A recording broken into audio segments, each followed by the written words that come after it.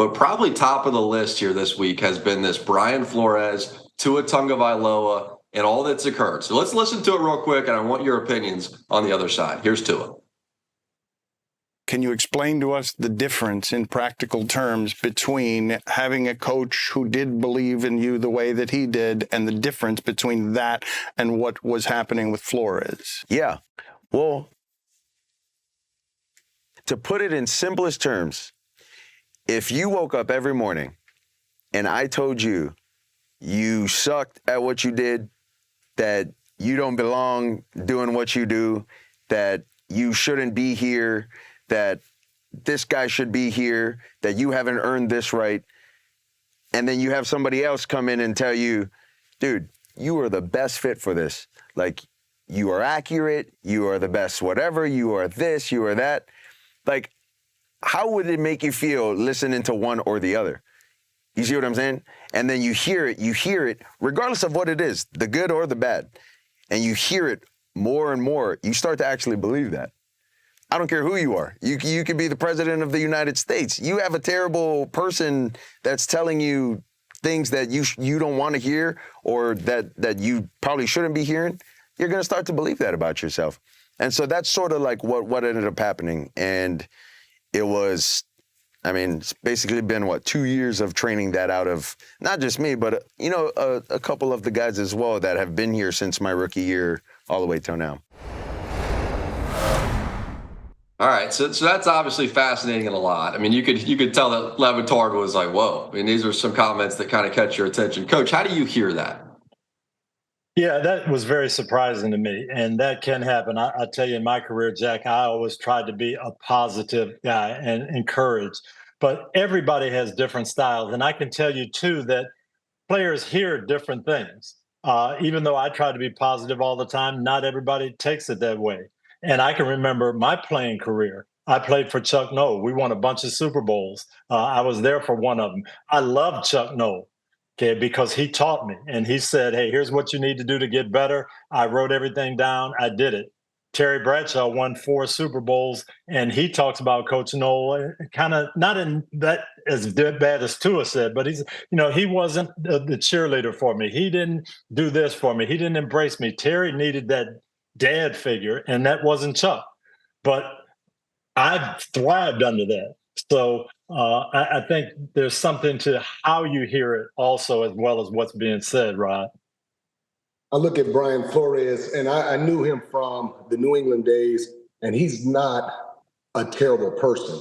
Now, he may be a bad coach and a coach that tried to copy Bill Belichick, and he tried to copy the old school ways.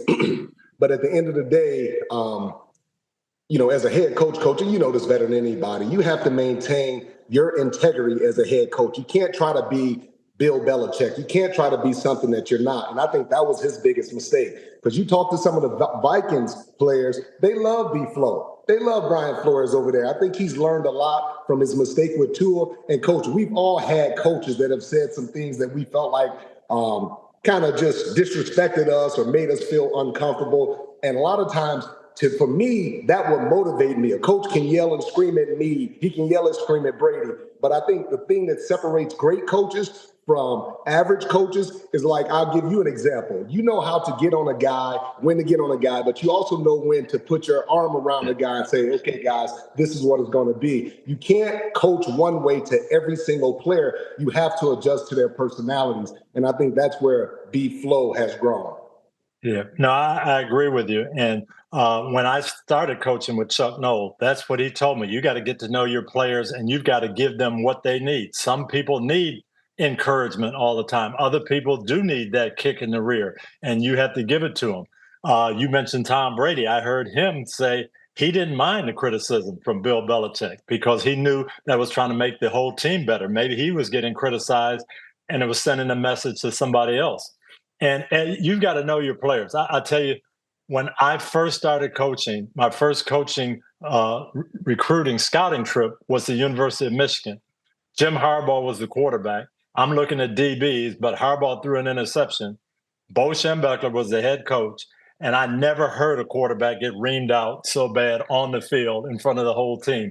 And I remember thinking, man, I couldn't play quarterback for that guy. If he screams at the quarterback like that after an interception, Harbaugh, it didn't bother him at all. And then when he went to the NFL and Mike Ditka screamed at him, it didn't bother him because he was ready for it.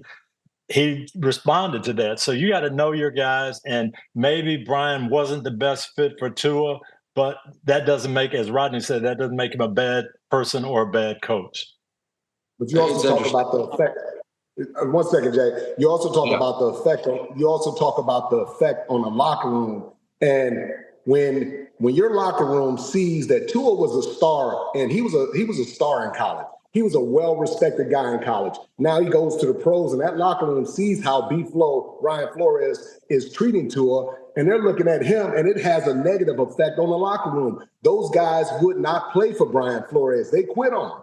They didn't continue to play hard. They didn't continue to fight because they didn't believe in their head coach. So you have to be very careful as a modern-day coach, coaching these modern-day players, that you don't get them, you don't disrespect them, and that's the key. All players want to be respected at the end of the day.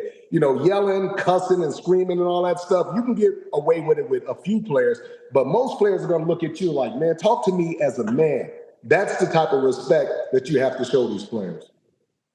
Yeah, and obviously Tua had hard coaching in college. You go back to Nick Saban. I mean, he's getting coached hard in college, but I think just in the world in general, this is kind of the mental health era, right? Where we're focused on not only guys' physical health, but let's make sure that they're right mentally too. So in all forms of business and life, you're seeing a different manager style. You're seeing a really sort of softer approach. And I think that's translating now to football. We've seen it with McVay. We've seen it even with the Bengals, Zach Taylor, and the way we've just seen it, and specifically with the quarterback position. So how would Belichick coach Tom Brady? Because if that's what he was studying and learning, what was he seeing, studying, and learning? How do you think that translated here? You talking to me? Yeah, I am. Oh, well, before I answer that, I would like to say this. When Nick Saban is yelling and screaming at you, you're more likely to take that because he has credentials. He has national championships. He has tons of guys he sent to the pros. He has tons of guys that come back and visit him. So when you're talking about Belichick, you talk about Dungy, you talk about Saban, these guys have the credentials. So when they walk in the locker room, they automatically get respect. These players feel like it's an honor to play for these guys. But B-Flow, he comes in like he's the man, yelling, cussing people out and just turning people off. And that's not a way to bring the team together. And like I said, he's not a bad guy. He had a rough experience as a head coach, and he's doing better as a defensive coordinator. And that's where he should stay.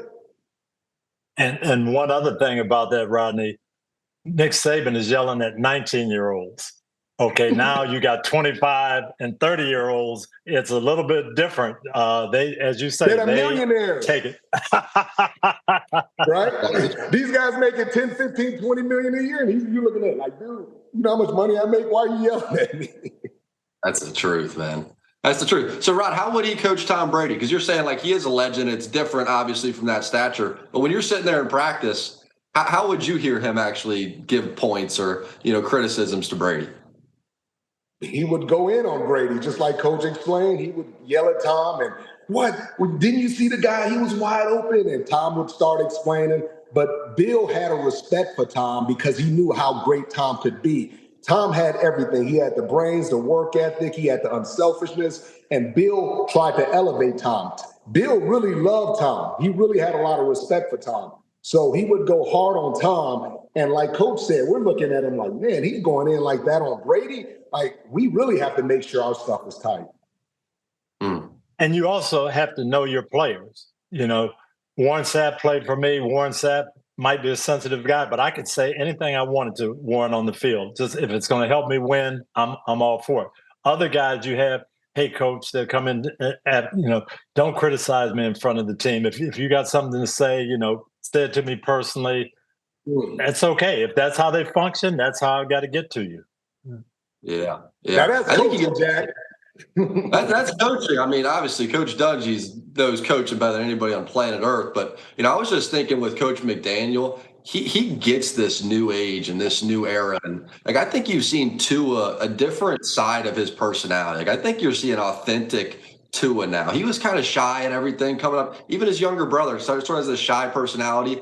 And you've seen him now blossom, and he's grabbing the microphone at training camp, and he's willing to be the leader and the face of this team. And so I think it's the confidence that you see in his play and him getting the ball out of his hands and getting it out fast and all the crazy motions and open guys it's created. But you're also seeing it in his personality. It's a reflection of what McDaniels has been able to put into him. Also, Okay, but 200 million. I was going we to say, just saw 200 that million. graphic. We just saw that graphic. It didn't look that much different now. And when I'm looking at results, 15-8 versus 19-11, I'm not going to say, oh, Brian Flores was terrible and he wasn't helping Tua. They won some games now with him. Yeah, I mean they did. Interception numbers may be the only thing that's sort of glaringly different there. All right, so we'll see how it all shakes out with Flores, and he's probably also is still learning how to coach quarterbacks. A different thing coaching linebackers and defensive ends and safeties, and when you're comfort zone, and then all of a sudden you're a head coach and you're coaching quarterbacks. That's just a different dynamic, really. Hi, I'm Mike Tirico, and thanks for watching. Make sure to hit subscribe for the latest news and highlights from NBC Sports.